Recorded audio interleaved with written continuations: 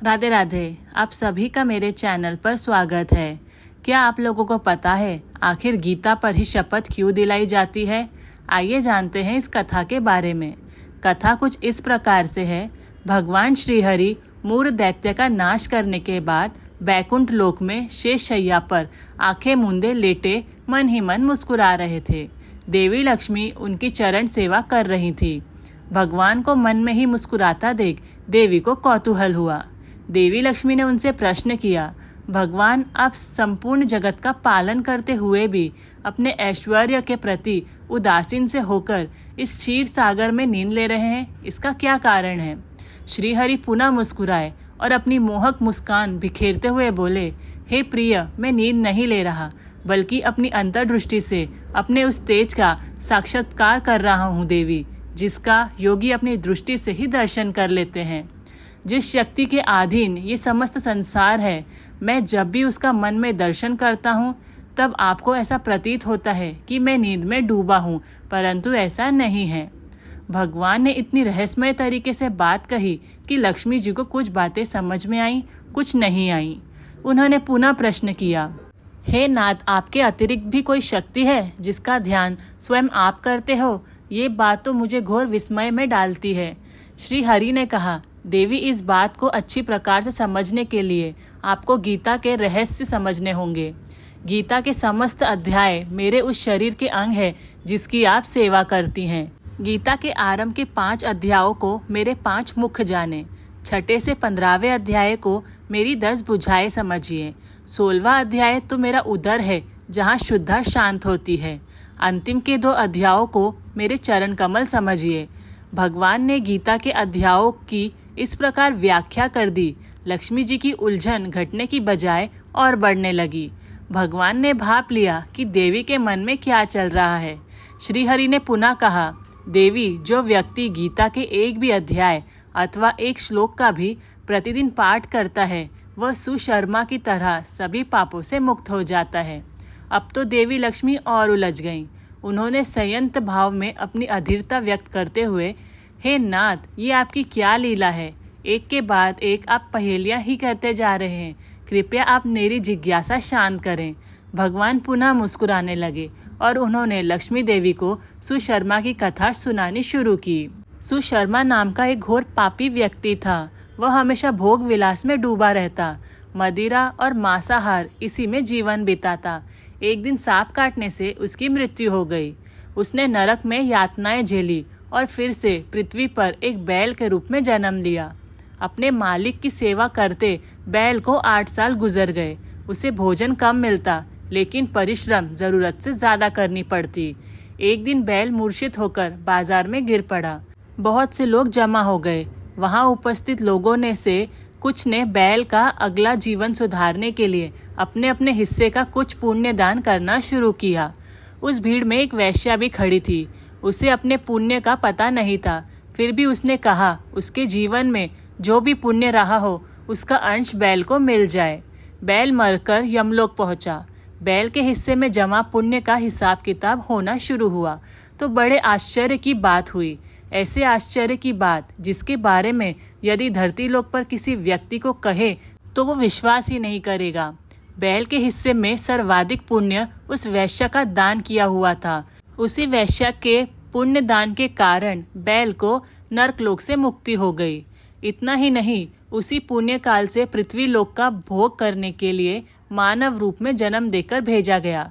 उसके पुण्य इतने थे कि विधाता ने उससे पृथ्वी लोक पर जाने से पहले उसकी इच्छा भी पूछी। ऐसा सौभाग्य करोड़ों में किसी किसी धर्मात्मा को ही मिलता है।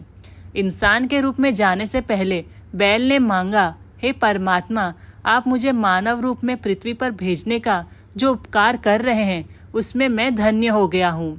अब आपसे और क्या मांगू? बैल योनि में मेरा जन्म मेरे पूर्व के कर्मों के दंड स्वरूप ही रहा होगा। इसीलिए मैं चाहता हूँ कि मनुष्य रूप में जाकर मैं उन कर्मों में ना पड़ूं जो मेरा भावी खराब कर दे। मनुष्य रूप में इसकी आशंका सर्वाधिक है। परमात्मा ने पूछा, अपनी इच्छा बताओ। उसने मांगा, मुझे बस वो क्षमता प्रदान करें कि मुझे पूर्व जन्म की समस्त बातें स्मरण रहें। उनका स्मरण करके मैं कर्मों से भटकने से स्वयं को रोक सकूंगा। बस इतनी सी कृपा और कर दें। परमात्मा ने उसकी इच्छा स्वीकार कर ली और उसे वह योग्यता प्रदान कर दी। पृथ्वीलोक पर आने के बाद उसे पूर्व जन्म स्मरण थे, इसीलिए उसने सबसे पहले उपकार का फल चुकाने का निर्णय किया। पृथ्वी पर आकर उसने उस वैश्या को तलाशना शुरू किया जिसके पुण्य से उसे मुक्ति मिली थी। आखिरकार उसने उस वैश्या को खोज ही निकाला। उसने वैश्या को सारी बातें बताई और फिर पूछा, देवी आप धन्य हैं, आपके कर्म तो सबसे नीच कर्मों में आते हैं, फिर भी आपके पास इतना संचित पुण्य कैसे था?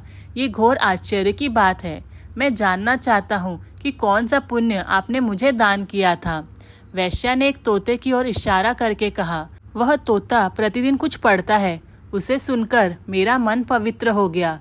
वही पुण्य मैंने तुम्हें दान कर दिया था। वैश्या की बात सुनकर सुशर्मा के आश्चर्य का तो कोई अंत ही नहीं रहा। एक स्त्री ने उसे पुण्य काल का दान किया जिसके बारे में उसे पता तक नहीं है, और वह पुण्य इतना प्रभावी है कि उसकी अधम योनि भी बदल गई। उसने तोते को आदर पूर्वक प्रणाम किया, उसके ज्ञान का रहस्य पूछा। तब तोते ने अपने पूर्व जन्म की कथा सुनाई। तोता बोला, पूर्व जन्म में मैं विद्वान होने के बावजूद अभिमानी था और सभी विद्वानों के प्रति ईर्ष्या रखता था, उनका अपमान और अहित करता था। मरने के बाद मैं अनेक लोकों में भटकता रहा, फिर मुझे तोते के रूप में जन्म मिला, लेकिन पुराने पाप के कारण बचपन में ही मेरे माता पिता की मृत्यु हो गई।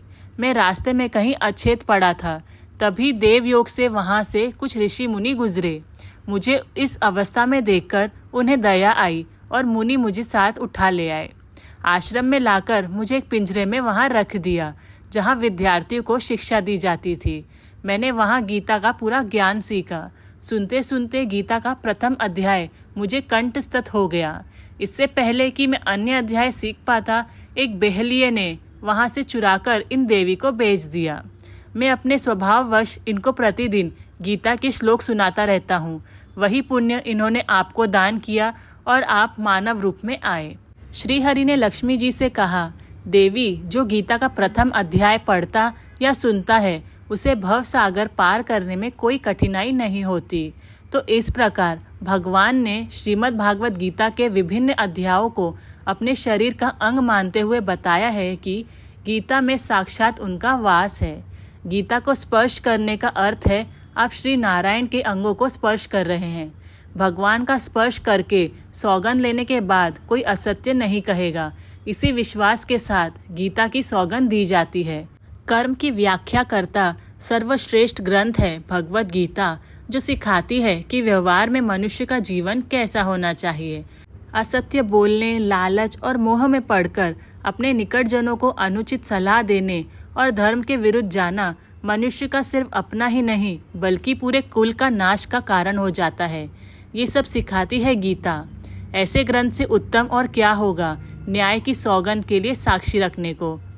अगर आपको ये कथा अच्छी लगी हो तो प्लीज़ मेरे चैनल को सब्सक्राइब करें। Thank you. राधे राधे।